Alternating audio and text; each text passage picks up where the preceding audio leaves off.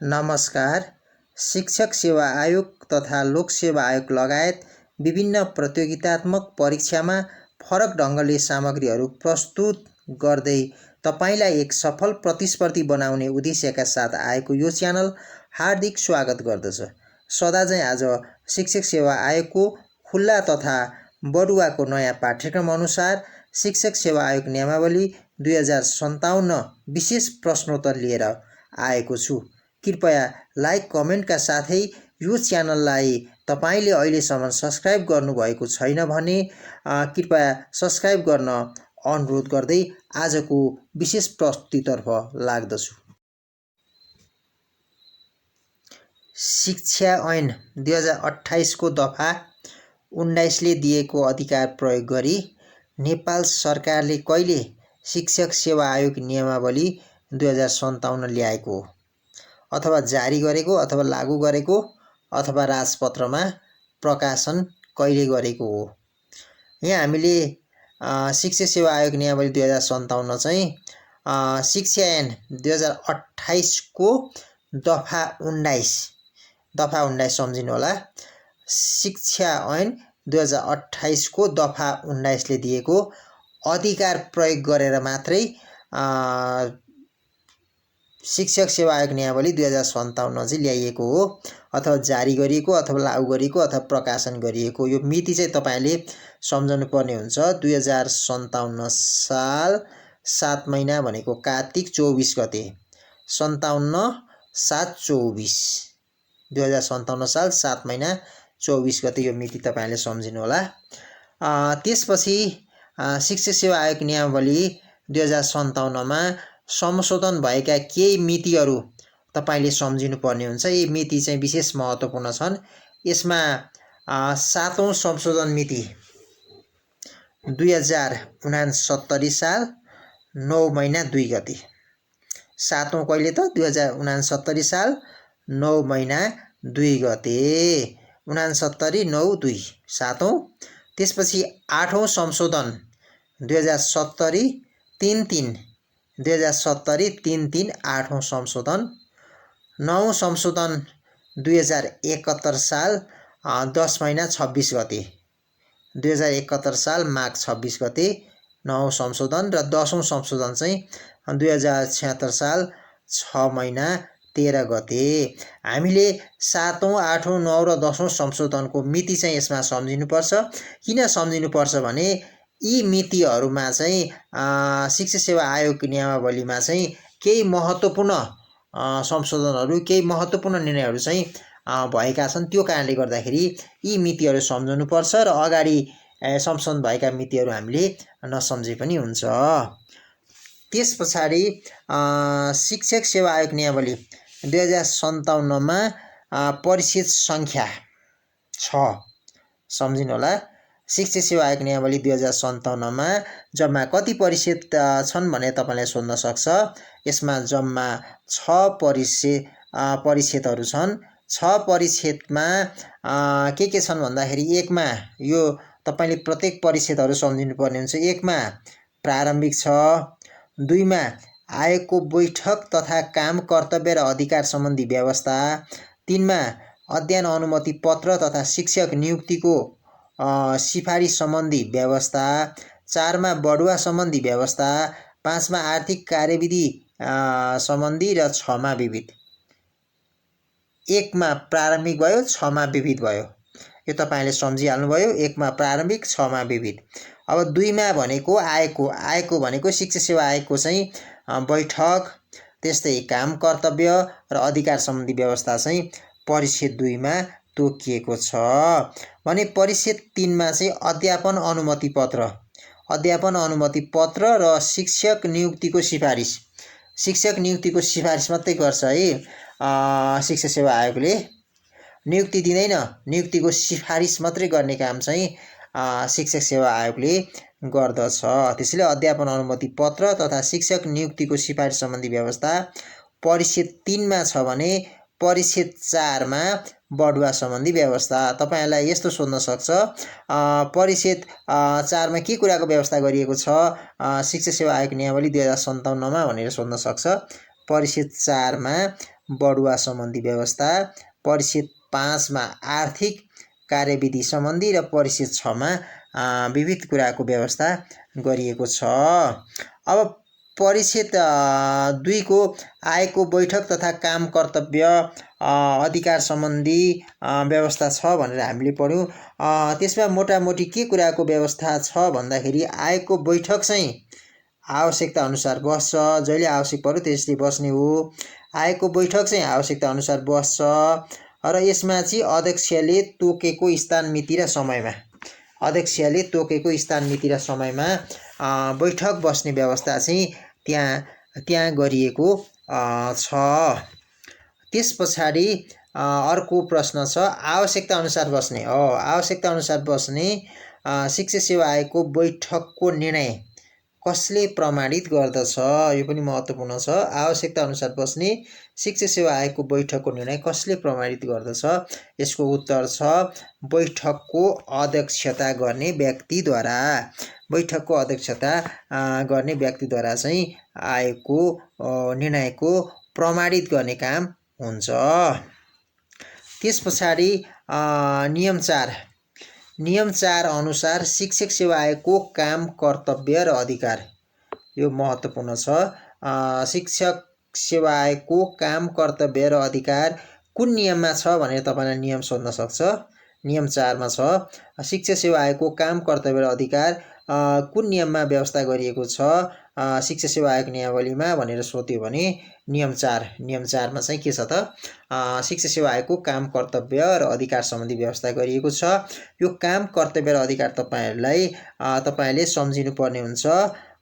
कमा शिक्षकको स्थायी नियुक्ति तथा बढुवाका लागि सिफारिस गर्ने। सम्झिनुस् है, शिक्षकको स्थायी नियुक्ति र बढुवाका लागि चाहिँ सिफारिस मात्रै गर्ने, नियुक्ति गर्ने हैन, सिफारिस मात्रै गर्ने काम चाहिँ यसले गर्छ।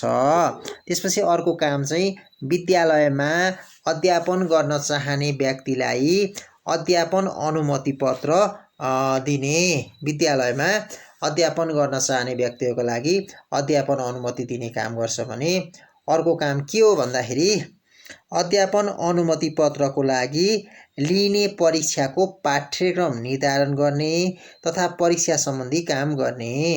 अब अध्यापन अनुमति पत्रको लागि जुन परीक्षा हुन्छ त्यसको पाठ्यक्रम निर्माण गर्ने र परीक्षा सम्बन्धी अन्य कामहरू गर्ने। त्यसपछि अर्को घ नम्बरमा शिक्षकको सेवा शर्त र सुविधा सम्बन्धी विषयमा मन्त्रालयलाई सुझाव दिने।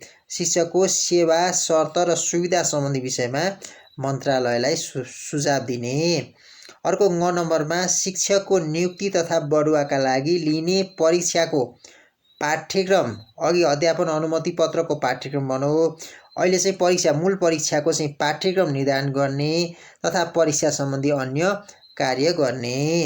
अर्को छ उजुरी परेको अवस्थामा बाहेक नतिजा प्रकाशन भएको 1 वर्षपछि, 1 वर्ष सम्झिनु होला, उजुरी परेको अवस्थामा बाहेक नतिजा प्रकाशन भएको 1 वर्षपछि, पहिला 6 महिना थियो अहिले 1 वर्ष छ, 1 वर्षपछि परीक्षा सम्बन्धी कागजात धुल्याउने काम पनि शिक्षक सेवा आयोगको काम कर्तव्य र अधिकारभित्र पर्ने कुरा हुन्। यसमा तपाईले 1 वर्षमा चाहिँ त्यो कागजातहरू सबै 1 वर्षपछि मात्रै कागजातहरू चाहिँ धुल्याउनु पर्ने रहेछ।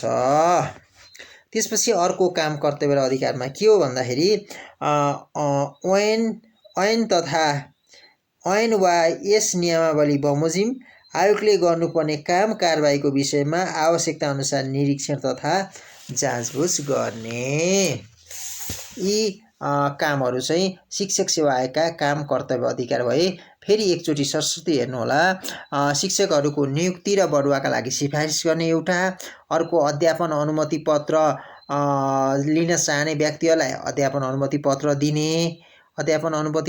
दिने, अर्को चाहिँ अध्यापन अनुमति पत्रका लागि चाहिँ पाठ्यक्रम निर्धारण गरेर परीक्षा सम्बन्धी काम गर्ने, अर्को शिक्षकहरूको सेवा र शर्त सुविधा सम्बन्धी विषयमा मन्त्रालयलाई सुझाव दिने, अर्को शिक्षकको नियुक्ति तथा बढुवाका लागि लिने परीक्षाको पाठ्यक्रम निर्धारण गर्ने र परीक्षा सम्बन्धी कामहरू गर्ने, अर्को उजुरी परेको अवस्थामा बाहेक नतिजा प्रकाशन भएको 1 वर्षभित्र परीक्षा सम्बन्धी कागजात तुल्याउने।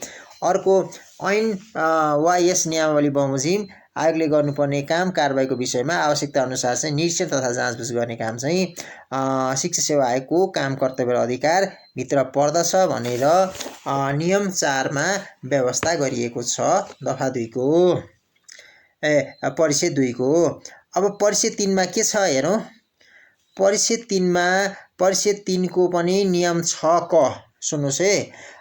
नियम 6 क परिच्छेद 3 नियम 6 को क मा अध्यापन अनुमति पत्र सम्बन्धी व्यवस्था। अब कतिमा चाहिँ अध्यापन अनुमति पत्र सम्बन्धी व्यवस्था छ भनेर तपाईलाई दिन सक्छ। परिच्छेद 3 नियमको नियम 6 क मा चाहिँ अध्यापन अनुमति पत्र सम्बन्धी व्यवस्था छ। यसमा प्राथमिक निम्न माध्यमिक र माध्यमिक तहको छुट्टा छुट्टै, त्यसपछि पूर्णाङ्क यसको 100 पूर्णाङ्क र उत्तीर्णाङ्क चाहिँ 50। अध्यापन अनुमति पत्रको उत्तीर्णाङ्क 50 छ र यो 50 चाहिँ कहिले कायम गरियो भन्दाखेरि 9 संशोधनद्वारा चाहिँ अध्यापन अनुमति पत्रको उत्तीर्णाङ्क 50 निर्धारण गरिएको थियो। तपाईले सम्झिनुहोस् 9 संशोधनद्वारा अध्यापन अनुमति पत्रको उत्तीर्णाङ्क चाहिँ 50 कायम गरिएको हो। यसभन्दा अगाडि चाहिँ 40 अङ्क थियो।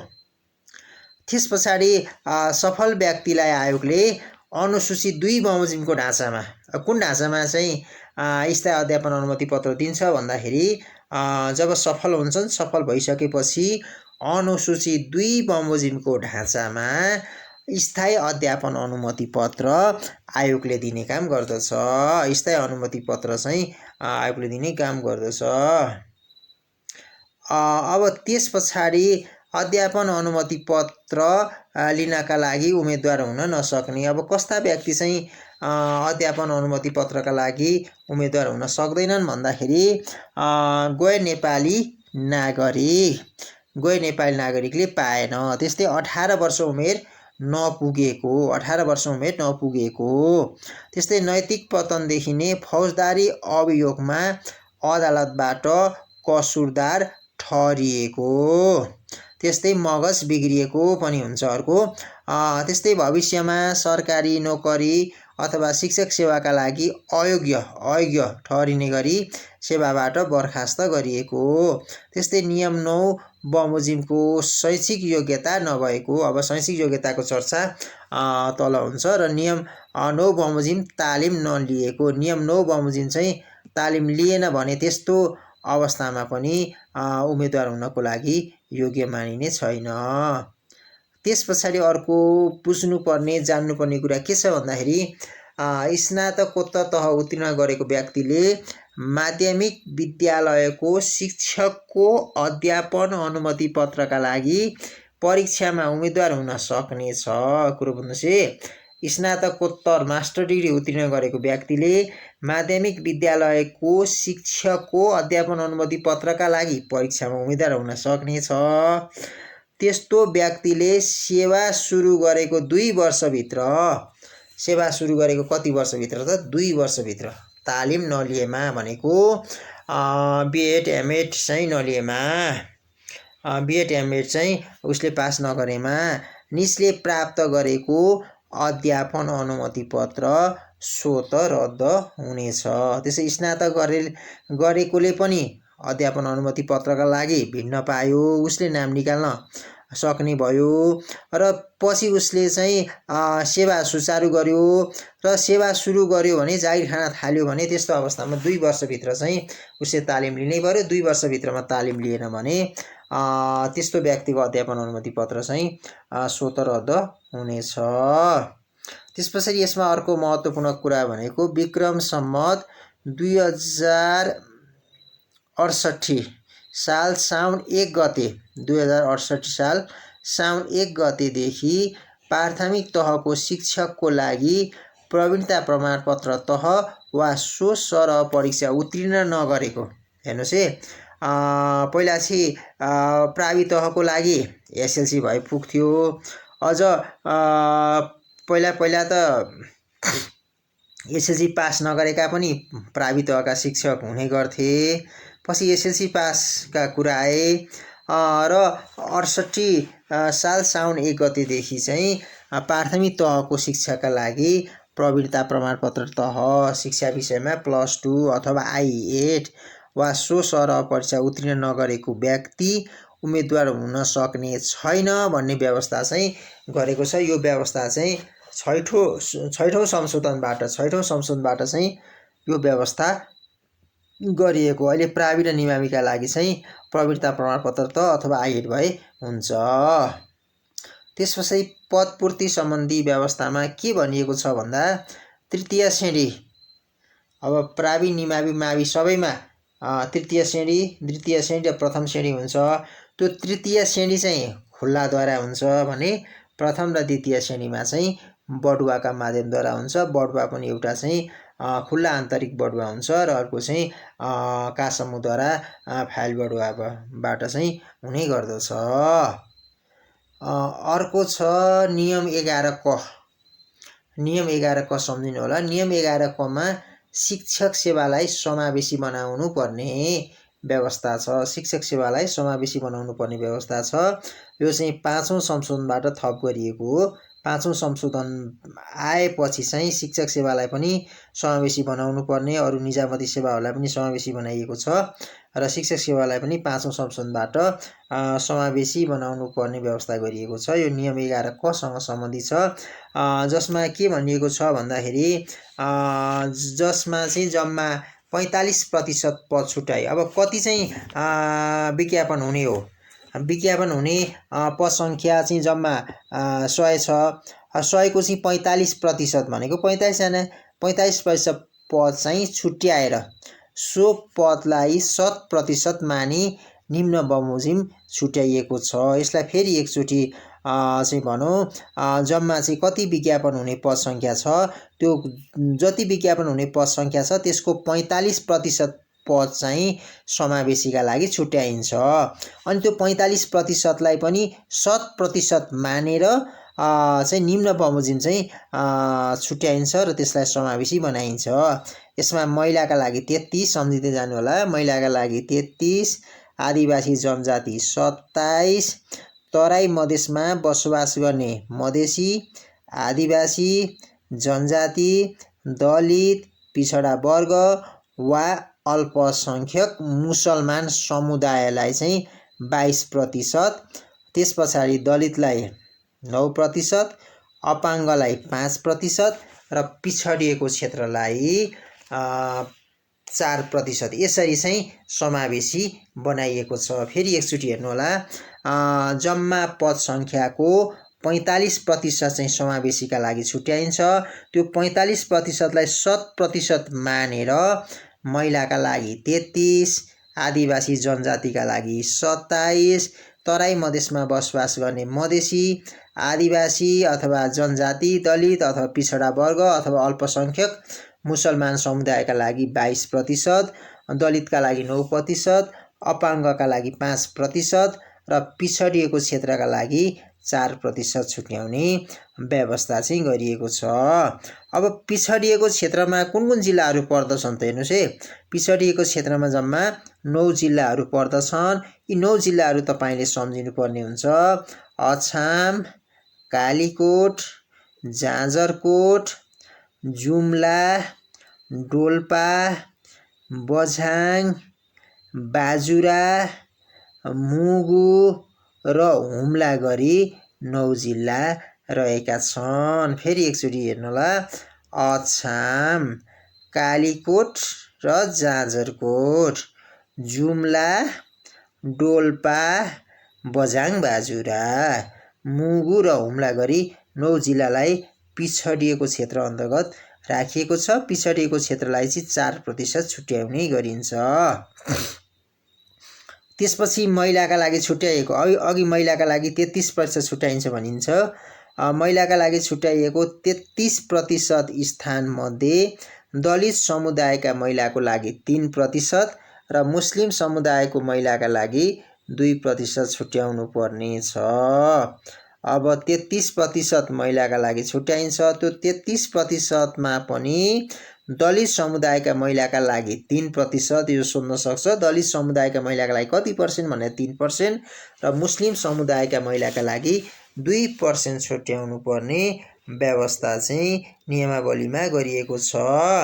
र यो समावेशीको कुरा चाहिँ हरेक 10 वर्षमा, प्रत्येक 10 वर्षमा चाहिँ पुनरावलोकन, 10 वर्षमा पुनरावलोकन चाहिँ गर्ने व्यवस्था छ। 10 वर्ष भइसकेपछि चाहिँ प्रतिशतमा के कसरी संशोधन गर्ने भन्ने कुराहरू चाहिँ हरेक 10 वर्षमा यसलाई पुनरावलोकन गर्ने व्यवस्था गरिएको छ नियमावलीमा। अब अर्को महत्त्वपूर्ण विषय भनेको परीक्षाको पूर्णाङ्क र उत्तीर्णाङ्क। परीक्षाको पूर्णाङ्क कति हुने र उत्तीर्णाङ्क कति हुने, यो महत्त्वपूर्ण छ। यसमा चाहिँ अब लिखित परीक्षा हुन्छ, यो चाहिँ 10औं संशोधनबाट आयो। यसको चाहिँ संशोधन भएर लिखित परीक्षा जम्मा, पहिला चाहिँ लिखित परीक्षा जम्मा 100 को मात्रै थियो, अहिले लिखित परीक्षा चाहिँ 200 को छ। यो 10औं संशोधनबाट आएको हो। र लिखित परीक्षामा पनि दुई किसिमका परीक्षा, एउटा सामान्य परीक्षा, यसको अङ्क चाहिँ 100 भइहाल्यो, र विषयगत परीक्षा, यसको पनि 100 अङ्क गरी जम्मा 200 को लिखित परीक्षा हुने गर्दछ। 10औं संशोधनबाट चाहिँ यो संशोधन भएको हो। र उत्तीर्णाङ्क कति भन्नाले सामान्य परीक्षाको उत्तीर्णाङ्क 50, सामान्य परीक्षाको उत्तीर्णाङ्क 50 र विषयगत परीक्षाको उत्तीर्णाङ्क चाहिँ 40 रहेको छ। 40 चाहिँ ल्याउनै पर्यो, तर 40 ल्याएर मात्रै पुग्दैन, कम्पिटिसनमा आउनको लागि राम्रो नम्बर चाहिँ ल्याउनै पर्यो। अब अर्को महत्त्वपूर्ण कुरा के छ भन्दाखेरि सामान्य परीक्षामा उत्तीर्णले मात्र विषयगत परीक्षामा सहभागी हुन पाउने। अब यो सामान्य परीक्षा 100 पूर्णाङ्कको हुन्छ, त्यो परीक्षा पास गरिसकेपछि मात्रै विषयगत परीक्षामा सहभागी हुन पाउने व्यवस्था चाहिँ 10औं संशोधनले गर्यो। र त्यसमा 50% अङ्क जोडिने, जति अङ्क ल्याएको छ सामान्य परीक्षामा त्यसको 50%, सामान्य परीक्षामा जति अङ्क ल्याएको छ त्यसको 50% अङ्क चाहिँ जोडिन्छ र अन्तिम नतिजा चाहिँ प्रकाशन गरिन्छ। भनेको लिखित परीक्षाको चाहिँ अन्तिम नतिजा प्रकाशन गरिन्छ र त्यो सामान्य परीक्षाका प्रश्नहरू चाहिँ वस्तुगत प्रश्नहरू रहनेछ। तपाईहरूले चाहिँ पाठ्यक्रम हेरिसक्नुभयो होला। सामान्य परीक्षाको पाठ्यक्रम, सामान्य परीक्षाको पाठ्यक्रम जम्मा 100 पूर्णाङ्कको 50 वटा प्रश्नहरू हुन्छन्। ती सबै प्रश्नहरू चाहिँ वस्तुगत प्रश्नहरू हुनेछन्। त्यसपछि प्रयोगात्मक परीक्षाको अङ्क, प्रयोगात्मक परीक्षाको अङ्क 25 र उत्तीर्णाङ्क चाहिँ 10। प्रयोगात्मक परीक्षाको अङ्क 25, उत्तीर्णाङ्क 10, उत्तीर्णाङ्क 10 सम्झिनु होला। र प्रयोगात्मक परीक्षा भनेको विषयको प्रकृति हेरी आवश्यक ठानेमा आयोगले लिने, विषयको प्रकृति हेरेर आवश्यक ठानेमा आयोगले प्रयोगात्मक परीक्षा चाहिँ लिन सक्ने व्यवस्था उक्त नियमावलीमा गरिएको छ। त्यसपछि अर्को कुरा चाहिँ सफल उम्मेदवारको सूची प्रकाशन। अब सफल उम्मेदवारको सूची प्रकाशन गर्दाखेरि चाहिँ आयोगले यसरी गर्ने गर्दछ। रिक्त पद सङ्ख्या कति छ र थप हुने पद सङ्ख्या, जस्तो 1 देखि 5 पदसम्म रिक्त छ अथवा 1 देखि 5 पदसम्मको विज्ञापन भएको छ भने थप 2 जना को चाहिँ नाम प्रकाशन हुने भयो। मानौ 5 जनाको विज्ञापन छ भने 7 जनाको नाम चाहिँ अन्तर्वार्ताको लागि आउने भयो। त्यस्तै 6 देखि 10 पद चाहिँ रिक्त छ भने त्यस्तो अवस्थामा थप हुने सङ्ख्या भनेको 3। त्यस्तै 11 देखि 15 छ भने 4, 16 देखि 20 सिट चाहिँ खुलेको छ भने त्यस्तो अवस्थामा चाहिँ लिखित परीक्षाको नतिजा प्रकाशन गर्दा थप 5 जना निकाल्नु पर्ने हुन्छ भने 21 देखि 25 रिक्त पद सङ्ख्यामा थप 6 जना चाहिँ बढीको नाम निकाल्नु पर्ने हुन्छ। त्यस्तै 26 देखि 30 भयो भने 7 जना, 31 देखि 35 भयो भने थप हुने सङ्ख्या 8 जना र 36 देखि 40 भयो भने थप हुने पद सङ्ख्या भनेको 9 जनाको बढी चाहिँ नाम निकाल्नुपर्छ भने 41 र 100 भन्दा माथि 41 र सोभन्दा माथि को पद सङ्ख्या खुलिएको छ भने त्यस्तो अवस्थामा थप 20%, मानौ 50 सिट खुलेको छ भने 50 को 20% कति हुन्छ त्यो समेत गरेर चाहिँ लिखित परीक्षाको नतिजा प्रकाशन गर्नुपर्ने हुन्छ। त्यसपछि अर्को परीक्षा छ अन्तर्वार्ता सम्बन्धी परीक्षा। अब अन्तर्वार्ता सम्बन्धी व्यवस्थामा कम्तीमा 3 सदस्य, सम्झिनुहोस् कम्तीमा 3 सदस्य, कम्तीमा 3 सदस्य अन्तर्वार्ता समितिको गठन गर्ने, यसमा विज्ञहरू नै रहनेछन्, यसमा सम्बन्धित क्षेत्रका विज्ञहरू सहितको भनिएको छ र अन्तर्वार्ताको जम्मा अङ्क चाहिँ 25, अन्तर्वार्ताको जम्मा अङ्क 25 भनेपछि अघि प्रयोगात्मक परीक्षाको 25, अन्तर्वार्ताको पनि जम्मा अङ्क 25 भने अरू लिखित परीक्षा भनेको सामान्य परीक्षाको 100, विषयगत परीक्षाको 100 गर्दाखेरि 250 पूर्णाङ्क चाहिँ यहाँ देखिन्छ। प्रयोगात्मक परीक्षा चाहिँ विषयको प्रकृति हेरी आयोगले आवश्यक ठानेमा मात्रै लिन सक्ने व्यवस्था चाहिँ उक्त नियमावलीमा गरिएको छ। अब अन्तर्वार्ताको 25 अङ्कलाई निम्नानुसार विभाजन गरिएको छ। यसमा अनुभव बापत कति त भन्दाखेरि 5 अङ्क। अब कस्तो अनुभव भन्दाखेरि अनुभव बापत सोही तहको अस्थायी वा राहत अनुदान कोटा, सुन्नुहोस् है, अनुभव बापत सोही तहको भनेको प्रावि तहको छ भने प्राविकै, निमावि छ भने निमावि, माविको छ भने माविकै अस्थायीमा काम गरेको अथवा करारमा काम गरेको अथवा चाहिँ राहत अनुदान कोटा अन्तर्गतको शिक्षकको रूपमा काम गरे बापत प्रत्येक वर्ष 1 वर्षको 0.5 का दरले बढीमा 5 अङ्क। पहिला यो 10 अङ्क चाहिँ दिने व्यवस्था थियो, यो 10औं संशोधनले यसलाई संशोधन गरेको हो। यसमा चाहिँ अस्थायी अथवा करार अथवा राहत अनुदान कोटामा काम गरेको शिक्षक छ भने प्रत्येक वर्षको 0.5 का दरले बढीमा 5 अङ्कसम्म उसले अन्तर्वार्तामा अनुभव बापत प्राप्त गर्ने भयो। त्यसपछि शैक्षिक योग्यता बापत। अब शैक्षिक योग्यता बापत कस्तो छ भन्दाखेरि सेवा प्रवेशका लागि तोकिएको शैक्षिक योग्यता भनेको सेवा प्रवेश भने जस्तै प्रावि र निमाविको लागि आइट भयो, माविका लागि अहिलेसम्म चाहिँ बिएड मात्रै भइहाल्छ। यसरी सेवा प्रवेशका लागि तोकिएको शैक्षिक योग्यताको प्रथम श्रेणी भए 3 अङ्क, द्वितीय श्रेणी भए 2 अङ्क, यो सम्झिनुहोस्। सेवा प्रवेशका लागि तोकिएको शैक्षिक योग्यता भन्नाले जस्तै प्राविको लागि आइएट छ भने आइएटमा चाहिँ प्रथम श्रेणी ल्याएको छ भने 3 अङ्क प्राप्त गर्ने भयो, आइएटमा द्वितीय श्रेणी ल्याएको छ भने त्यसले 2 अङ्क शैक्षिक योग्यता बापत प्राप्त गर्ने भयो। भने एक त माथिल्लो शैक्षिक योग्यता भने जस्तो प्रावि मा चाहिँ नाम निकाल्ने व्यक्तिले बिएड पनि गरेको छ भने त्यस्तो अवस्थामा बिएड प्रथम श्रेणीमा गरेको भए 2 अङ्क र द्वितीय श्रेणीमा गरेको भए चाहिँ 1 अङ्क प्राप्त गर्छ। पहिला चाहिँ तृतीय श्रेणीको पनि कुरा थियो, अहिले तृतीय श्रेणीको कुरा छैन, यो 10औं संशोधन आइसकेपछि यसरी शैक्षिक योग्यता बापत चाहिँ 5 अङ्क दिइन्छ। 5 अङ्क कसरी दिइन्छ भन्दाखेरि सेवा प्रवेशका लागि तोकिएको शैक्षिक योग्यता प्रथम श्रेणीको भए 3 अङ्क, द्वितीय श्रेणीको भए 2 अङ्क। त्यस्तै एक त माथिल्लो शैक्षिक योग्यता प्रथम श्रेणीको भए 2 अङ्क, द्वितीय श्रेणीको भए 1 अङ्क गरेर चाहिँ शैक्षिक योग्यता बापत जम्मा 5 अङ्क दिने व्यवस्था छ। भने अन्तर्वार्ता बापत बढीमा 25 अङ्क, अन्तर्वार्ता बापत बढीमा 15 अङ्क, हामीले 25 अङ्क पुर्याउने हो।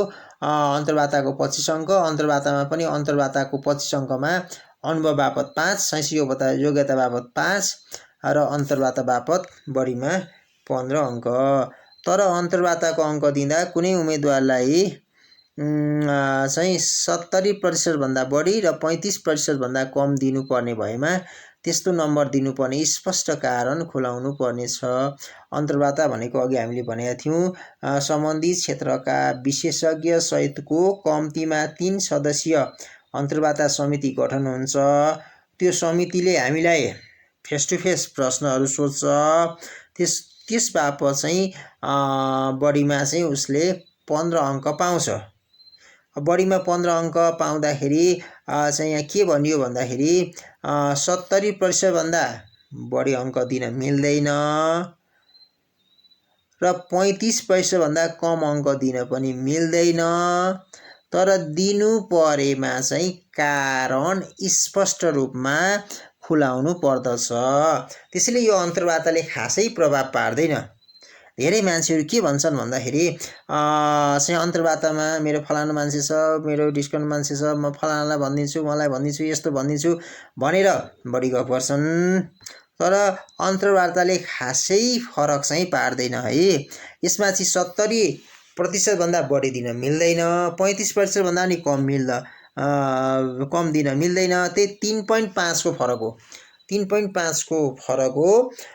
त्यो कारणले गर्दाखेरि अन्तर्वार्ताले खासै प्रभाव पार्दैन। हामीले लिखितमा राम्रोसँग चाहिँ गरेका छौँ भने लिखितले नै सिफारिस हुने नहुने छुट्याइसकेको हुन्छ। अब अर्को छ छुट अन्तर्वार्ता लिन सक्ने। अब अन्तर्वार्ता चलिरहेको बेला विविध समस्याहरू आउन सक्छ। त्यस्तो अवस्थामा चाहिँ छुट अन्तर्वार्ता पनि आयोगले लिन सक्छ। अन्तर्वार्ताको निम्ति छानिएको उम्मेदवारले देखाएका कारण देखाई अन्तर्वार्ता सम्पन्न भएको मितिले 10 दिनभित्र, सुन्नुहोस् है, अन्तर्वार्ता सम्पन्न भएको 10 मितिले 10 दिनभित्र अन्तर्वार्ताका लागि उपस्थित हुन नसकेको, यो कारणले गर्दा उपस्थित हुन सकिन भनेर नसकेको प्रमाणसहित निवेदन दिएमा, जाँचबुझ गर्दा मनासिब देखिएमा भनेको उचित देखिएमा आयोगले अन्तर्वार्ता भएको मितिले 15 दिनभित्र, अन्तर्वार्ता सकिएको 10 दिनभित्र चाहिँ निवेदन दिनु पर्यो प्रमाणसहित। र त्यसरी निवेदन दिँदाखेरि आयोगले उचित ठहर्याएमा 15 दिनभित्र त्यस्तो छुट उम्मेदवारको अन्तर्वार्ता लिन सक्ने व्यवस्था नियमावलीमा गरेको छ।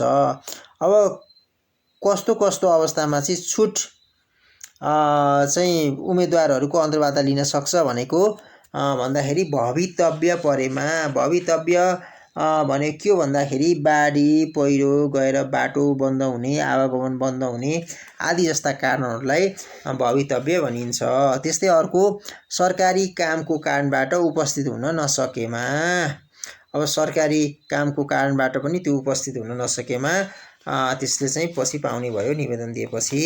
त्यस्तै क्रिया बस्नु परेमा, सुत्केरी भएमा, त्यस्तै अशक्त बिरामी भएको कुरा चिकित्सकबाट प्रमाणित भएमा, त्यस्तो अवस्थामा चाहिँ उसको अन्तर्वार्ता छुट्न जान्छ र पछि उसले यी कारणहरू देखाएर निवेदन दियो भने उसले चाहिँ अन्तर्वार्तामा सामेल हुन पायो। अब त्यस पछाडि सिफारिस, वैकल्पिक उम्मेदवार र बढुवा सम्बन्धी व्यवस्था पनि शिक्षा सेवा आयोग नियमावली 2057 मा गरिएको छ र यसको लागि चाहिँ अर्को छुट्टै भिडियो तपाईँहरूले पाउनुहुनेछ भन्दै कृपया यो च्यानललाई अहिलेसम्म सब्सक्राइब गर्नुभएको छैन भने सब्सक्राइब गरिदिएर यस्तै उपयोगी भिडियोहरू चाहिँ तपाईँहरूले प्राप्त गर्नुहुनेछ भन्दै अन्त्यमा सफलताको शुभकामनासहित अन्त्यसम्म हेरिदिनु भएकोमा हार्दिक धन्यवाद।